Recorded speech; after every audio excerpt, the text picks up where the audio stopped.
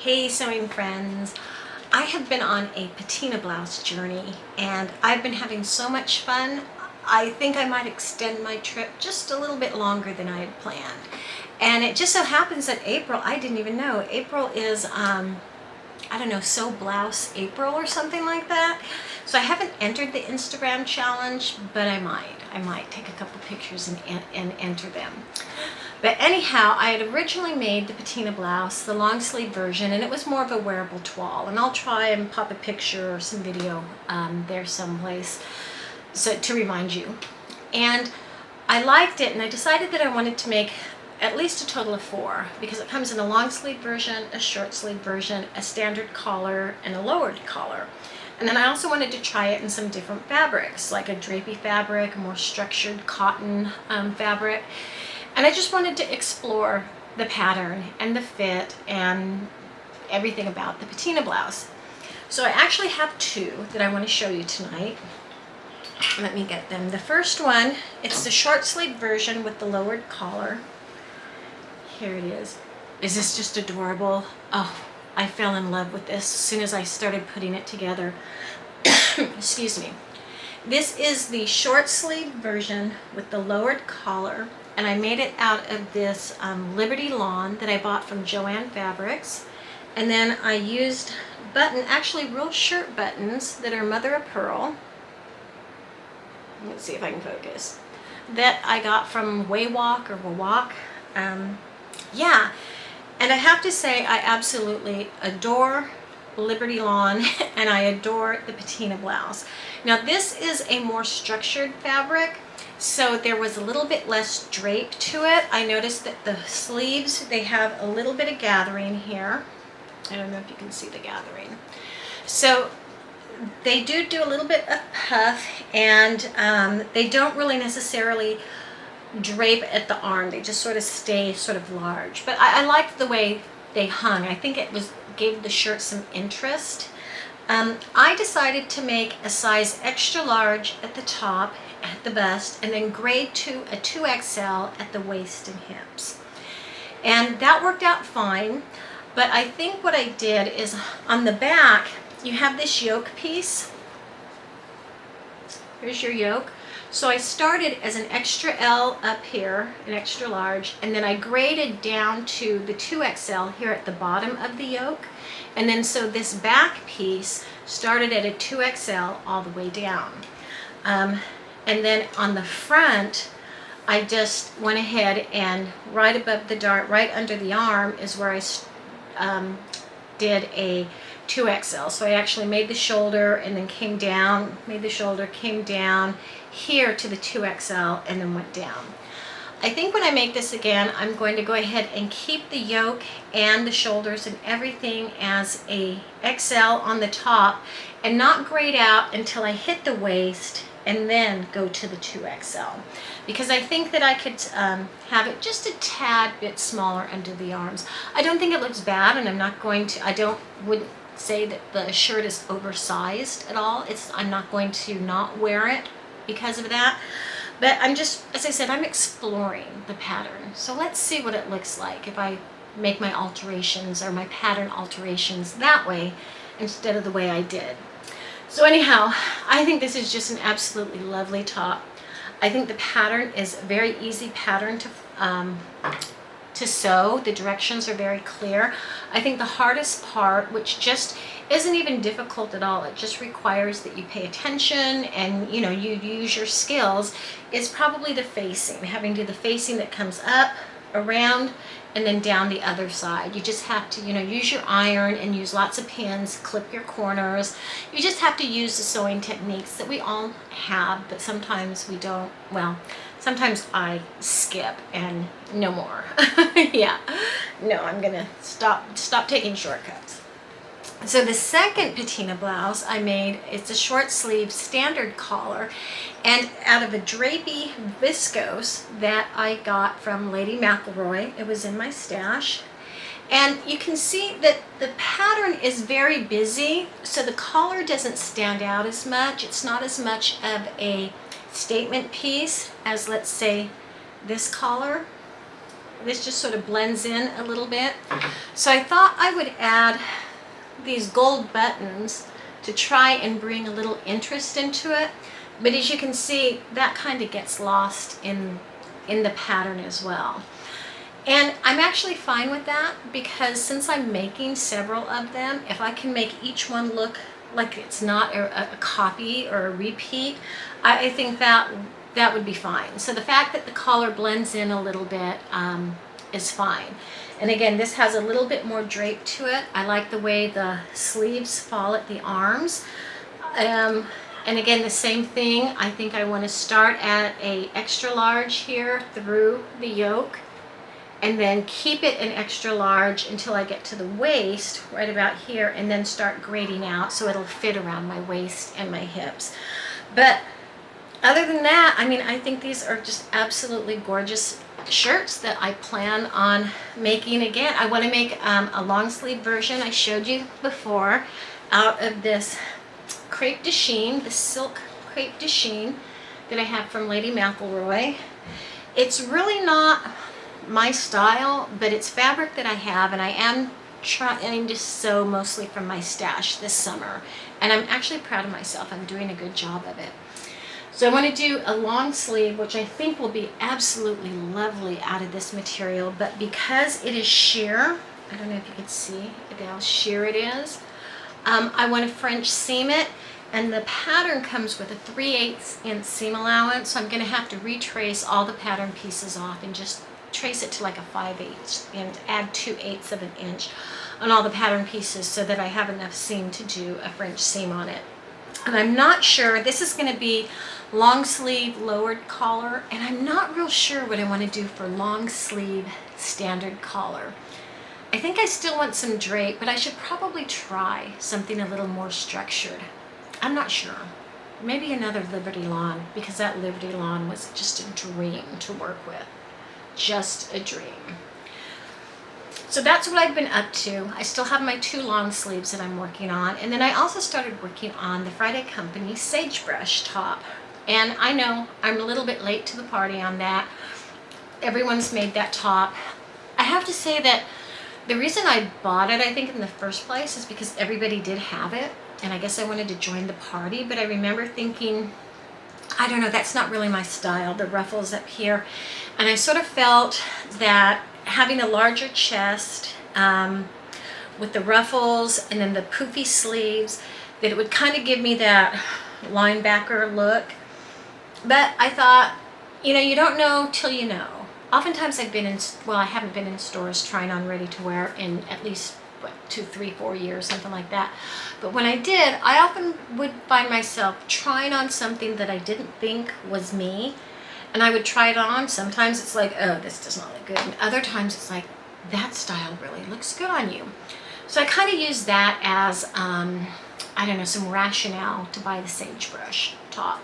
And I went ahead and made it out of this checkered cotton. It's a cotton viscose blend that I actually found at my local Joann Fabrics. And I'm thinking, I think I bought this before the pandemic. So I'm thinking, you know, before lockdown, March 2020, I'm not sure, but I know I've had this in my stash for a while. Yeah, I've had it in my stash for a while. And again, I thought yellow wasn't my color, but I liked the drape of the fabric. I liked the feel of the fabric. So I went ahead and traced up the pattern, and I thought, looking at the finished garment measurements, because it is a very loose, flowy top, I thought I might be better off starting with a large and then grade to an extra large at the waist and the hips. And that's what I did, and it's too tight. Yeah, and which is a shame, because this is an adorable looking, oh my gosh, I kind of tried it on and thought, it is so adorable. It just pains me. I'm going to make this work somehow. So what I did is I went ahead and took out the side seams and did, like, I just serged it with a 1/4 inch. So I got it as small a seam as I can. And I might at the bottom have to just have it, you know how you have, what is it, kind of a slit at the bottom? I forget what it's called. So, you know, you have your side seam and it's just sort of open. I might have to do that. I don't know, I'll have to see. But I'm not sure if I'm gonna get around not having a full bust adjustment, because when I put it on, I still need to do the sleeves and the neckband. And I can definitely see the gape here, and I'll try it on and show you what I mean. Now, I do know sometimes when you try and alter a pattern that has sleeves and you take off the sleeves, that it does give you that gape. Doesn't necessarily mean you need a full bust adjustment. It's just that it was drafted to have a sleeve. But I'm still thinking this is going to be too small. But we'll see. Give me your opinion. Hold on just a moment. Okay, so here's the top without the sleeves. And as you can see, definitely have this little side thing going on. And it does seem a little tight, but oh my gosh, is this not, I don't know how it's showing up on camera. But when I look in the mirror, I think this is just the most adorable little top. And I actually kind of like a sleeveless version of it too. So it does seem a little tight. I think I'm just going to have to throw in a dart, the next one I make. I don't know where I'm going to find this beautiful yellow checked fabric again, because I really like it. So I'm going to go ahead and add the sleeves and see if it takes up some of this. But yeah, it's a little tight, but it's an adorable top. And I've got to make this a couple more too. Hold on, I'm going to switch back, and I'll be back in a minute. So those are what I'm currently working on. My patina blouses, my sagebrush tops, and the plans I have coming up I'm so excited about. And I'm not sure which one I want to do. Because another top that I want to explore, because I knew this was going to happen. We had so much rain and snow really late into the year that it kind of ate up all the spring. So most of our spring weather was eaten up with cold, rainy weather, and that's fine, we need the water, but literally it went from 64 degrees and cold to bam, 90 degrees, and it is hot. So I really am into making some summer tops, and I'm having so much fun with these blouses. So the next one I thought I would try are all of the Rhapsody blouses, all 9 of them with different colors and different sleeves. So they have different sleeves, everything from sleeveless to these little kind of bell sleeves, to having the ties, to not having the ties. And they want a drapey fabric on that, so I don't really have anything in my stash. I'm not really sure what to do because I don't want to buy. But I think it would be fun to take this pattern and try and make all the versions of it, but with different fabric, and see if I can make them look like completely different tops. Like they're not the same pattern. And I guess technically they're not, because the sleeves are different. But yeah, that's sort of my challenge that I'm thinking that I want to do is it's either the Rhapsody or what I'm also thinking is the Aria. Because there's a couple of Arias, because I kind of like that top, and then I kind of like making a sleeveless top, but not the tunic length, just a sleeveless shirt. And then the fabric that I have in my stash, I bought this a couple years ago, and I've never used it, never made anything out of it. But it is this sort of cute little, it's upside down. Let me see. Sort of cute little beach bathing suit, cotton. This is a Marley Care cotton lawn from Lady McElroy. And I'm not sure if I want to make like a sleeveless blouse, this length, or if I want to make the sleeveless. I think it'd look awesome in that dress, don't you think? Or what I was thinking with that, maybe do the top, the sleeveless top, in this cute little beach, sorry, this cute little beach bathing suit material. And then I have this other cotton lawn that I bought and I've never used. I don't even know why I bought it, other than, well, I'll show you and I'll tell you why I bought it.